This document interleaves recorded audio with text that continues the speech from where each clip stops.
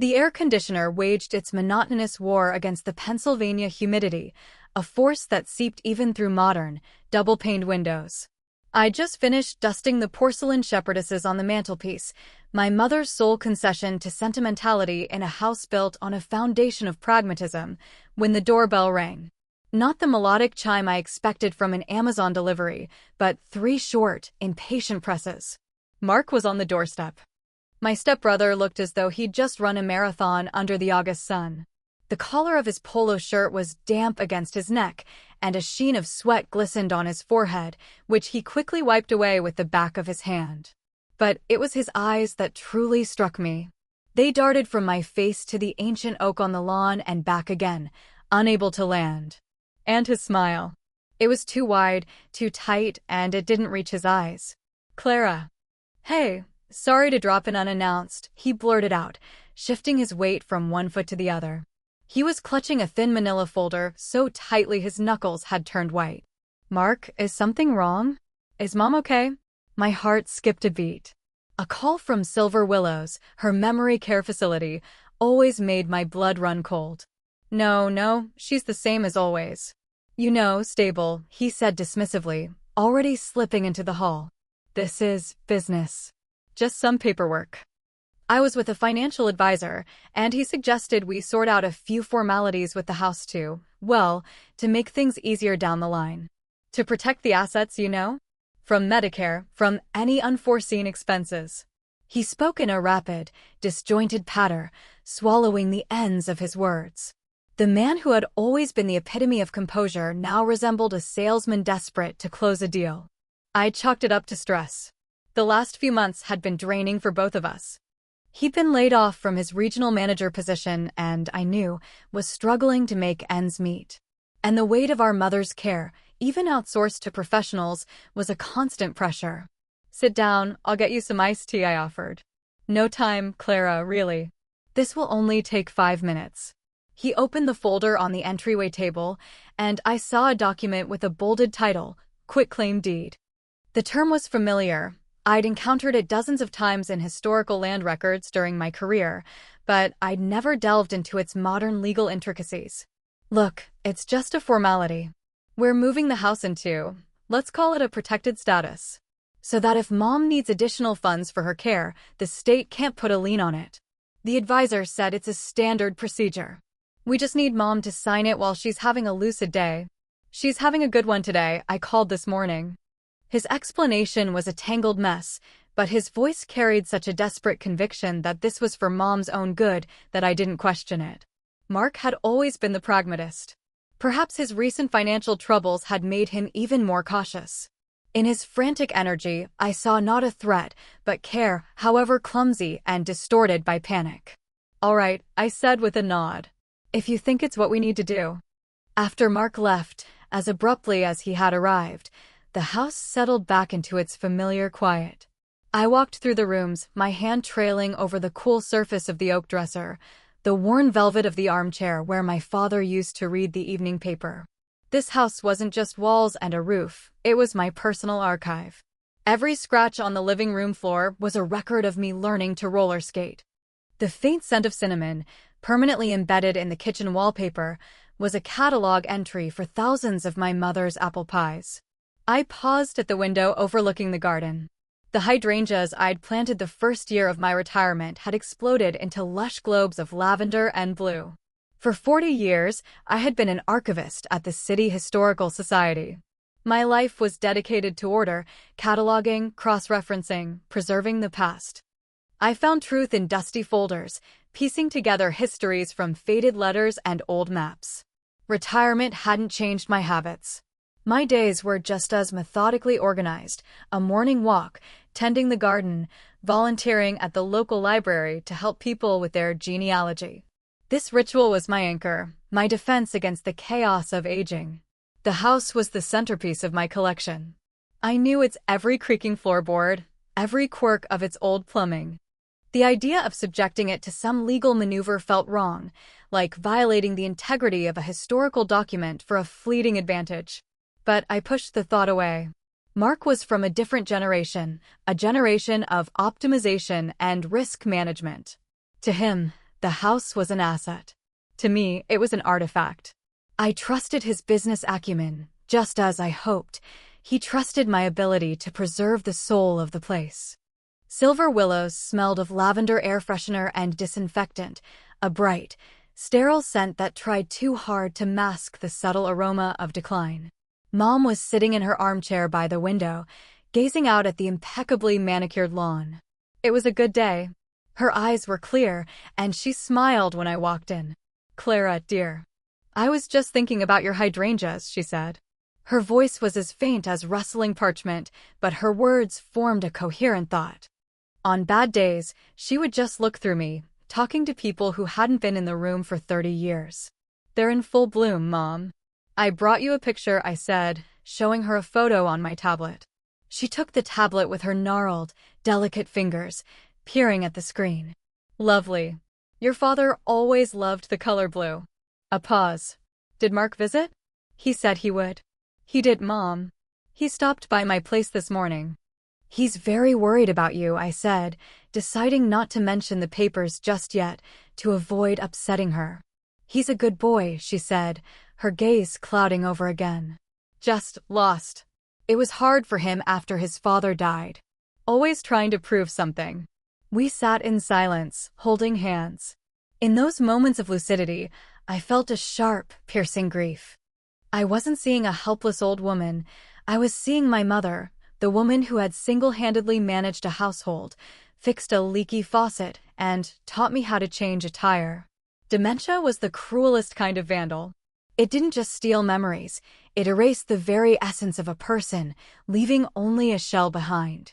And in moments like these, I understood Mark's desperation. He was trying to save what could be saved, the tangible legacy, since the spiritual one was slipping away day by day. Back home, I found an official-looking envelope from the Social Security Administration in the mailbox. Inside was a notice about the latest changes to Medicare Part D coverage. 10 pages of dense text, charts, and footnotes, written in a language that seemed designed to be incomprehensible. I sighed and pulled out my folder of medical bills. This was my monthly battle. My work had accustomed me to bureaucracy, to protocols and endless forms. But this was different. This was a system designed to help, yet it often felt hostile, engineered to make an elderly person simply give up. But I didn't give up. I approached it like any other archival inquiry. Calls to the insurance company, holding for an operator, taking notes, it was all just data collection. I methodically recorded the name of every representative, the call reference number, and the substance of the conversation. Today's fight was with a pharmacy that had billed me the full price for Mom's medication, claiming the provider had denied the claim. After 45 minutes on the phone, I finally got to the truth.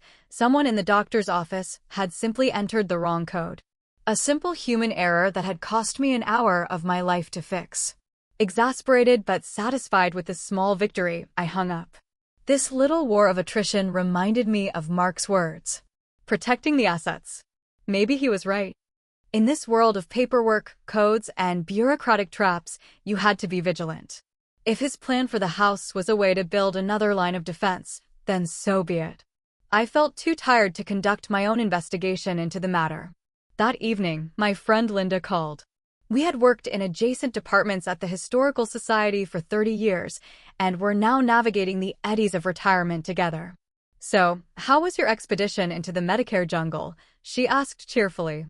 I recounted my latest victory, and we shared a laugh at the absurdity of it all. Then I mentioned Mark's visit. "He stopped by today. All wound up, brought some papers for the house to be signed. Said it was to protect it from medical bills," I explained, keeping my tone casual. There was a brief pause on the other end. "What kind of papers?" Linda's voice turned serious. Her husband had gone through a long and costly battle with cancer, and she knew more about financial pitfalls than anyone. "Something called a quitclaim deed," I replied, the phrase sounding more substantial now that I'd said it aloud. "Oh," Linda drew the word out. "You have to be very careful with those, Clara. It's a document that transfers ownership. Immediately. And with no guarantees. Are you sure you two understand what you're doing?" "Mark spoke with an advisor," I said confidently, feeling a prickle of defensiveness at her tone. He looked into it. He just wants to be safe. You know, Mark, he's always been overly cautious. Well, of course, Linda said quickly, changing the subject. It's just that real estate documents are no joke. Anyway, don't mind me. How are your tomatoes doing? Mine refused to turn red this year. We chatted for a few more minutes, but the conversation left me with a faint, unpleasant residue. It was like finding a document without a date or signature. A detail that disrupted the order of things and required a second look. I dismissed it as my own professional bias and Linda's general distrust of all things financial. As I made a simple dinner, my thoughts drifted back in time. I remembered the day Mom introduced us to Mark and his father, George. I was 19, Mark was 14. He was an awkward, quiet teenager who avoided eye contact and answered questions in monosyllables. My own father had died 2 years prior, and Mom and I were just beginning to find our footing again. George was a good, kind man who enveloped my mother in the care she deserved. But Mark, he remained a mystery to me, a document written in a language I couldn't decipher. He wasn't a bad kid, just distant, always behind an invisible wall. Mom poured all her unspent maternal affection onto him, trying to make up for the early death of his own mother. She paid for his college, helped with the down payment on his first car. He accepted it all as his due. Perhaps he always felt like an outsider in our house, a place where every object was a reminder of my father. Perhaps his current frenzy to protect the assets was his way of finally making a contribution, of proving to Mom that he could take care of her, too. I remembered his words while she's having a lucid day. There was not just urgency in them, but fear. The fear of being too late, of the disease robbing him of his last chance to do something for her. The thoughts softened my heart. I decided to file away my doubts. I had to trust him. For Mom's sake. Evening settled over our quiet suburban cul-de-sac. I sat in my armchair with a book, but I wasn't reading. I watched the garden darken and listened to the chorus of the cicadas. In moments like this, my solitude felt not like an emptiness, but like peace. I had lived a good life. I had loved and been loved, raised a wonderful daughter who now had her own family in California, and preserved pieces of my city's history for future generations. I looked down at my hands, at the prominent veins and age spots. My body was aging, but my mind was still clear. For now, the thought of Mom was a constant, low-level ache. I wasn't as afraid of my own death as I was of losing myself, the way she had. Of losing my own personal history. On the table beside my chair was a photograph. Mom and me 30 years ago at the beach in Cape May. We're laughing, squinting in the sun. Mom is vibrant, her eyes alight with intelligence and energy. I picked up the frame, tracing the line of her smiling face. "I'll take care of you, Mom," I whispered. "I'll make sure everything is done right." I believed that Mark's decision was a part of doing things right. Protecting her house, her fortress. It was logical. It was responsible. I put the photo back in its place, a sense of calm settling over me. My doubts felt foolish and misplaced. We were family. And family took care of each other. The next day, just before noon, Mark picked me up as planned. He was no longer agitated, but focused, businesslike. With him was a woman in her 40s with a tired face and a briefcase, whom he introduced as a mobile notary. At Silver Willows, a nurse greeted us. "Mrs. Henderson is having a good day," she said with a smile. She even remembered the president's name. Mom did seem better. She was sitting in her chair, dressed in the nice blouse I had brought her last week. She recognized both Mark and me, and even looked at the notary with curiosity. Mark moved quickly but gently. He knelt beside her chair, placed the folder on her lap, and opened it to the right page. "Mom, remember I told you about the papers for the house? To keep everything safe. You just need to sign right here. It's just a formality to make life simpler for us." He spoke to her in that soothing, slightly patronizing tone one uses with a child. Mom looked down at the page, a dense block of fine print. My archivists, I immediately noted the density of the text, the lack of clear headings, the complex legal jargon. I could see she wasn't reading it. She was just staring at the lines, her focus slipping.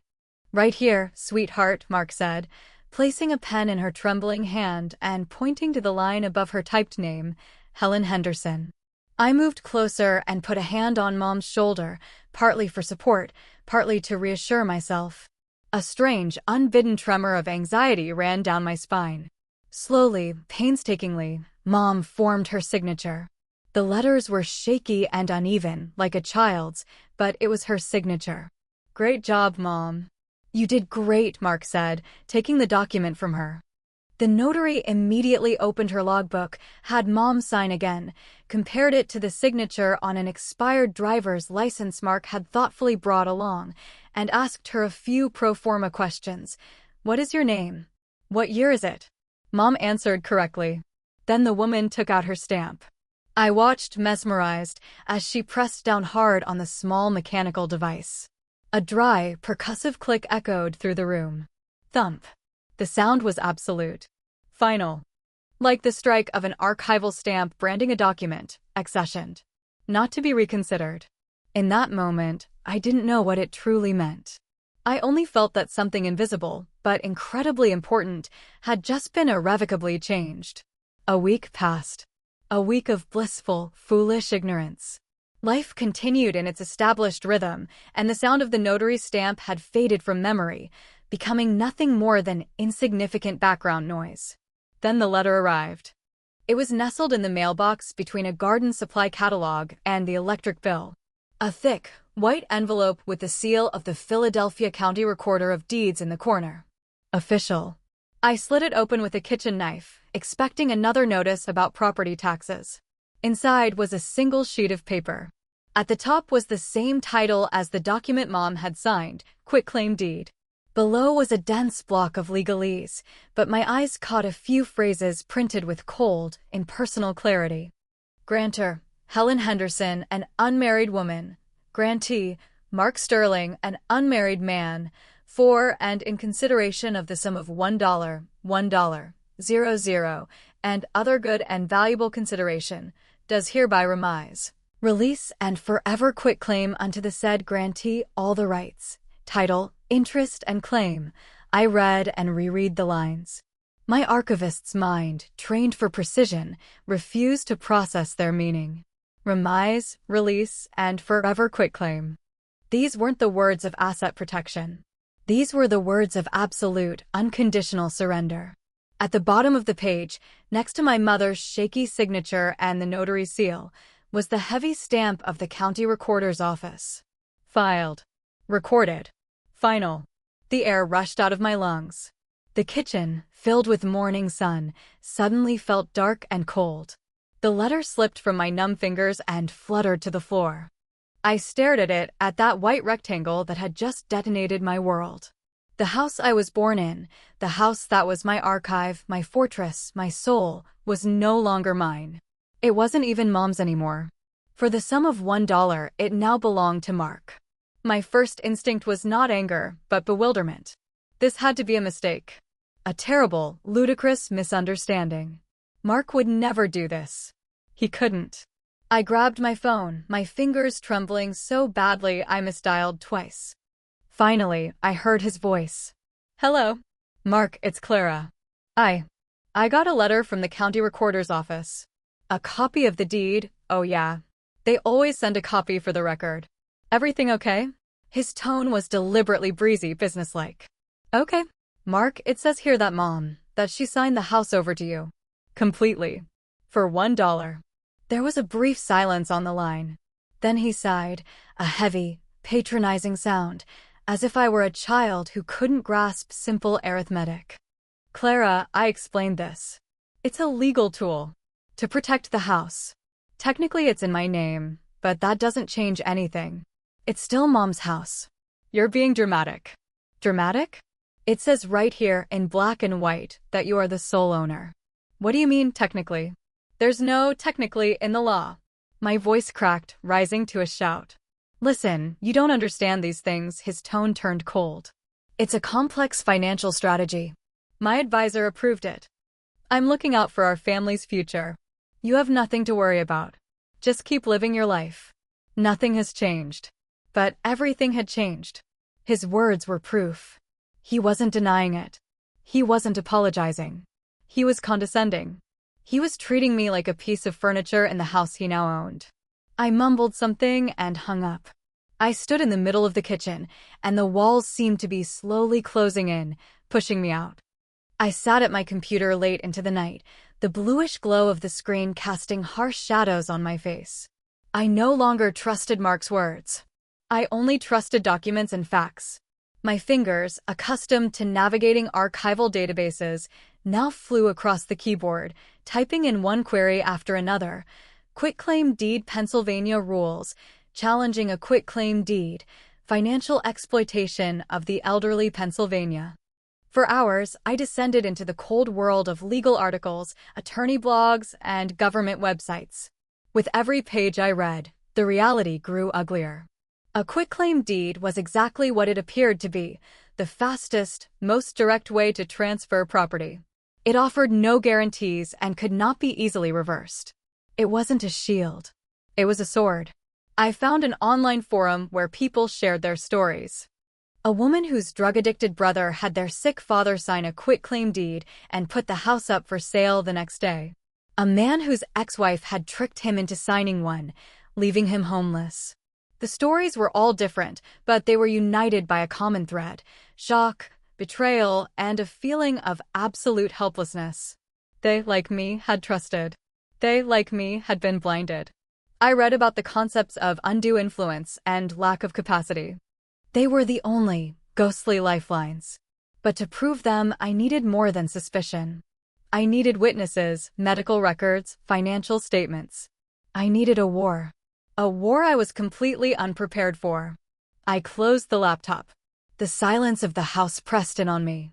It was no longer my silence. The next day, I couldn't bring myself to get out of bed. The house that had always been my sanctuary had become a crime scene, and I was simultaneously a witness, a victim, and worst of all, an accomplice. I had watched her sign her name. I had stood beside her, my hand on her shoulder. "I'll take care of you, Mom," I had whispered to her photograph. The irony was a bitter acid in my throat. I wandered through the rooms, touching things as if for the first time. Mom's sewing table. Dad's leather-bound books. The pencil marks on the doorframe measuring my height. These weren't just objects. They were the exhibits of my life.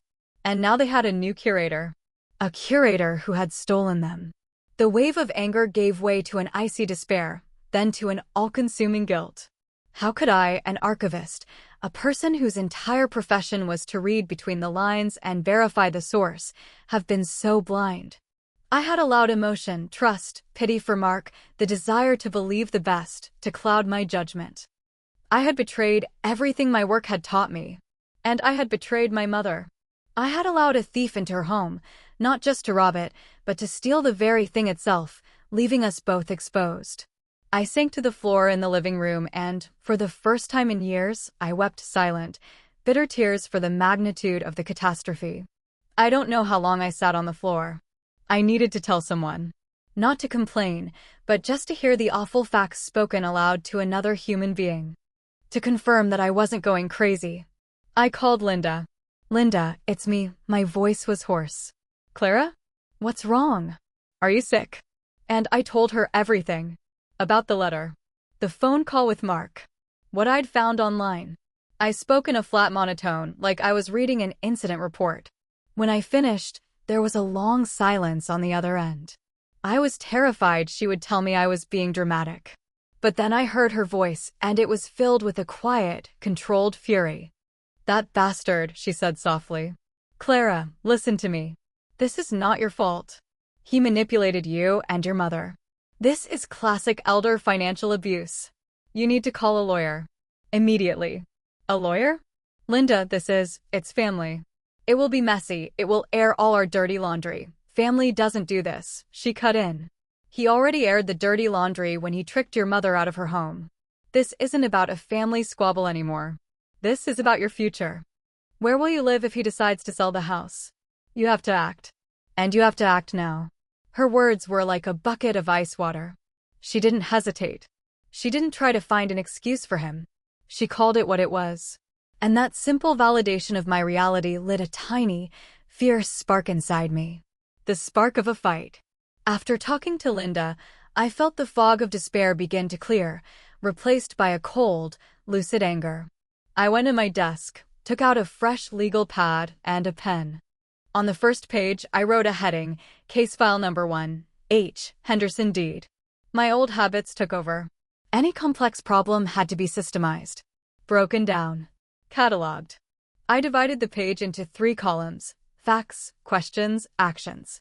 In the facts column, I wrote down everything I knew: the date of the signing, the notary's name, Mom's condition, Mark's behavior, the wording of the document. In questions, I formulated the key lines of inquiry. Was Mom legally competent at the moment of signing? Need medical records, testimony from Silver Willow's staff. Did Mark exert undue influence? Need proof of motive, his financial trouble, the rush, the deception. Was the signing procedure itself properly conducted?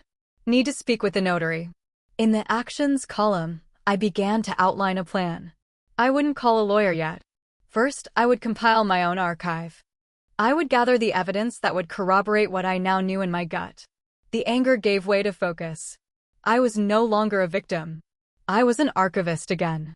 And this was the most important case of my life. The next morning, I drove to the Philadelphia County Recorder of Deeds office. I had been in this building hundreds of times for my job, but today I was here as a private citizen, a petitioner. The sterile atmosphere, the smell of old paper and ozone from the copiers, the low hum of activity, it was all familiar and calming. This was the world of documents, the world of facts. I filled out a request form and handed it to a bored-looking clerk. I need a certified copy of the most recent deed for this property and the complete title history. 20 minutes later, I had a folder of documents in my hands. I sat down at a vacant table in the reading room and began to study them. There was the deed, identical to the one I'd received in the mail. I examined every letter, every signature, every seal. Then I traced the history of the house. From its purchase by my parents in 1968 to my mother being named the sole owner after my father's death. The chain of title was clean. Until last week. I didn't find a smoking gun, no detail that would invalidate the document on its face. But the act itself empowered me. I was taking action.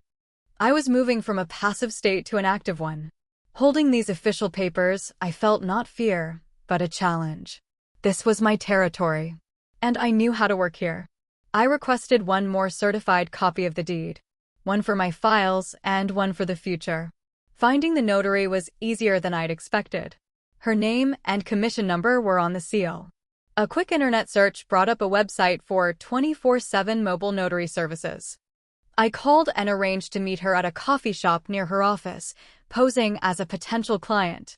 The woman, whose name was Pamela, didn't recognize me at first. I calmly reminded her of our meeting at Silver Willows. Her face immediately became tense and guarded. I remember. "What's this about?" she asked, nervously stirring sugar into her coffee. "I just wanted to clarify a few details for the family records," I said softly, using my most disarming tone. Everything happened so fast, I was a little overwhelmed. "Did you notice anything unusual that day?" "Unusual?" "No. Everything was by the book. I asked your mother the required questions. She answered appropriately. The signature matched her ID. My job is to witness a signature, not to analyze a family's dynamics," she recited, as if she had already rehearsed for a deposition. I pressed gently. "Of course, I understand. It's just that Mr. Sterling, my stepbrother, seemed to be in such a hurry." "He wasn't pressuring you or my mother, was he?" Pamela's lips tightened. She glanced around the coffee shop. "Look, Mrs. Albright, your family situation is none of my business. But yes, the man was in a rush. He paid me a double fee for an urgent appointment. In cash. And yes, I thought it was odd to have an elderly woman in her condition signing such a serious document. But again, that's not my call. Everything was legal." She stood to leave. "Don't call me again. If you have a formal complaint, you can go through my lawyer." She left me with my nearly untouched coffee. It wasn't much. But it was something. Double fee. In cash. Thought it was odd. I took out my legal pad and neatly entered her words into the facts column. The wall that had seemed impenetrable now had its first hairline crack. The next step was to look at the financials. I had power of attorney for my mother's bank accounts, which we had set up years ago so I could pay her bills. Until now, I had only used it for routine transactions. Now, I had to conduct a forensic audit. That evening, I logged into my mother's online banking portal. I felt like a trespasser, violating her privacy, but I had no other choice. I started with the last 6 months of statements. It was all routine: her pension and Social Security deposits, automatic withdrawals for Silver Willows, transfers I had made for her small expenses. And then I found it. Over the last 2 months, Mark had been borrowing money from her. Small amounts, $300 here, $500 there, sent via Zelle with a note loan. And 3 days before the deed was signed, there was a large transaction, $5,000. The note read, "For real estate lawyer." My hands went cold. Mom had paid for the lawyer who helped Mark take her house. But that wasn't all. I looked at the transaction details, which showed where the money went. 2 days after receiving the $5,000 from Mom, Mark had made a large payment to his own credit card for almost the exact same amount. He hadn't hired a lawyer. He was paying off his debts. This was it. This was the motive.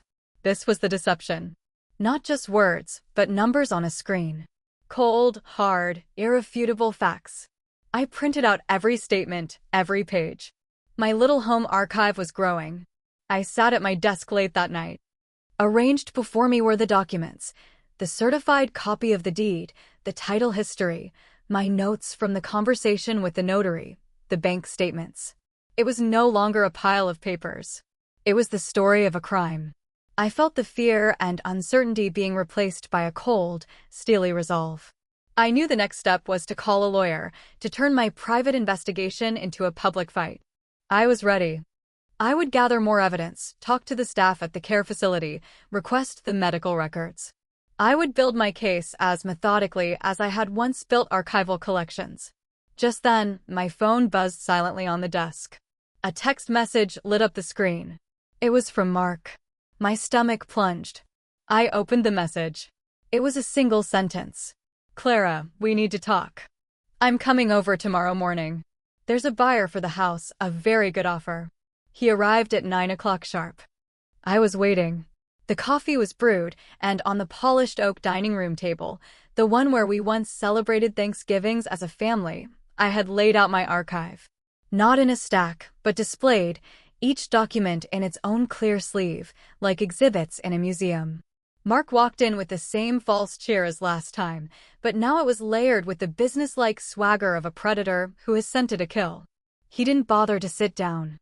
"Clara, great news," he began, ignoring my silent exhibition. "The buyers are a young couple, doctors. They're offering $100,000 over market value, and they're ready to close in 30 days. All we need to do is..." "Sit down, Mark." My voice was so quiet and steady it surprised me. There was no panic in it, no rage. Only cold steel. He stopped mid-sentence, truly looking at the table for the first time. His eyes scanned the papers. He frowned. "What is this?" I didn't answer. I simply slid the first document toward him. The bank statement from Mom's account. With my finger, I pointed to 2 lines. The $5,000 transfer labeled "for real estate lawyer," and below it, the transfer of a nearly identical amount from his account to pay down his credit card debt. "Was this the real estate lawyer you hired for Mom, Mark?" I asked in that same, quiet voice. His face went rigid. For a second. Then he attempted a smile. "That's none of your business. Mom wanted to help me out. That's a separate issue." "All right." I pushed that statement aside and slid the next file forward. My notes from the conversation with the notary, Pamela. "She remembers you paying her a double fee in cash for a rush job. She also remembers thinking it was odd to have an elderly woman in her condition signing such a major document. She is prepared to testify to that under oath." The smile vanished. "She can't prove a thing. Mom was perfectly fine. She answered all the questions." "Perhaps." I produced the third exhibit. It was a copy of a page from the medical log at Silver Willows, which a sympathetic nurse had helped me obtain. An entry made by a doctor on the morning of the signing. I read it aloud. Patient is disoriented and agitated, demonstrating signs of confusion. Monitoring recommended. Mark stared at me, and real, animal fear entered his eyes. All his manufactured confidence evaporated, leaving behind only a bitter, cornered man. "What do you want, Clara?" he hissed. "You know what I want," I replied. "You're going to give back the house." "Never," he spat. "This house is mine by right. I was the one looking after her while you were busy with your dusty papers. You won't get a dime." He jumped up, knocking his chair over. The crash echoed in the stunning silence. I didn't flinch. I just looked at him. "You have two paths, Mark," I said, neatly straightening the files on the table. "Path 1. Tomorrow, we meet at a notary's office, and you sign a corrective deed, transferring the house back into the Helen Henderson Trust. It will be quiet and quick. Path 2. Tomorrow morning, this entire archive," I gestured to the table, "lands on a lawyer's desk. And I won't just be contesting the deed. I will be petitioning the court to open an investigation into elder financial abuse, which is a felony." He froze halfway to the door. He turned, his face contorted with rage. "You wouldn't dare. You wouldn't drag the family name through the mud." "You are not my family anymore," I said. "You stopped being my family the moment you put a pen in your mother's trembling hand and had her sign her own eviction notice." He stood there for another moment, glaring at me with pure hatred, then stormed out of the house, slamming the door so hard the porcelain shepherdesses on the mantel rattled. As soon as his car screeched away, I picked up the phone. My hands were steady now. I dialed the number Linda had given me. "Hello, my name is Clara Albright.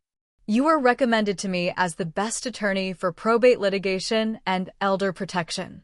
I have a case I think you'll find very interesting." The next day, I sat in Ms. Davies' office.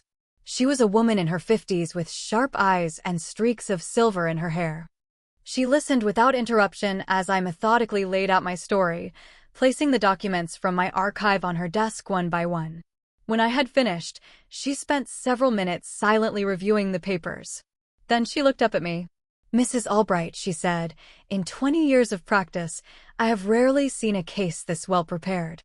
We're going to win." Ms. Davies was right, our case was strong. But she hadn't warned me that justice is not a swift duel, but a slow, grueling war of attrition. Months of legal wrangling began. Letters, motions, affidavits. Mark's lawyer countered our suit with his own accusations. I had always been jealous of his bond with our mother. I was trying to seize the house for my own selfish reasons. I was manipulating Mom's condition for my own benefit. The hardest part was the deposition. I sat in a sterile conference room as Mark's lawyer, a slick young man in a suit that was too expensive, spent hours trying to catch me in a contradiction. He made me describe the day of the signing over and over, my relationship with Mark, my mother's finances. But here, in this sterile environment, my professional training took over. I was calm. I answered his questions with precision and without emotion, as if I were writing an annotation for an archival document.